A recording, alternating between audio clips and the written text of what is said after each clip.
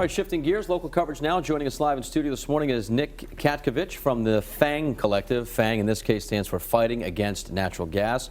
His organization pushing back against the proposed power plant in Burrillville. This has, of course, been a hot topic in that town for the last couple of months, actually for a long time, more than months, years. Right. What is your organization doing to help out the folks that don't want this in their town? Well, we're in solidarity with the residents of Burrillville and their fight against this proposed power plant. So, for example, right now we're doing a 3-day march from Providence to Burrillville to show the governor and other state officials that it's not just Burrillville residents that are concerned about this project, it's people from across the state. Now, folks in Burrillville, no stranger to having these sort of power plants in their town. We were talking before we came on the air.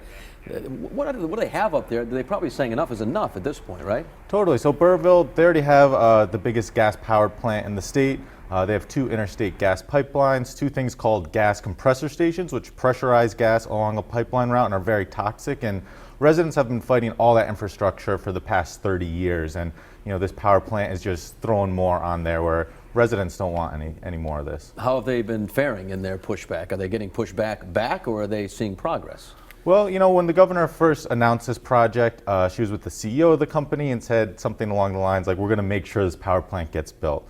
Just a couple weeks ago, the governor changed her tune a bit and said if there's any health or environmental issues with this project, it shouldn't get built. So I think, residents' voices are getting heard, but I think tonight's a big night with the governor coming to Burrillville. So what are the issues, the health issues? I mean, obviously she's recognized, someone's told her that it's not all about jobs and creating opportunity. There are concerns here. So what are some of those concerns? One of the big concerns, in about 2001, there was a toxic chemical spill in Burrillville that poisoned about half of the town's drinking water with a chemical called MTBE. So those wells were closed by a court order in Rhode Island, and they caused a lot of havoc in Burrillville. A lot of people got sick. So now at the power plant, they want to reopen those toxic water wells and use up to 900,000 gallons of that water at the power plant every single day. So that's one of the big concerns, like what's going to happen with that water? What happens if there's another leak of that contaminated water and if it gets into Rhode Island's ecosystem? All right, 30 seconds or so. What do you hope to get accomplished tonight? Do you hope to get the governor's attention? Do you think she'll be there and be receptive to your folks and the concerns? Well, we feel this project isn't necessary. The health impacts are too large to ignore.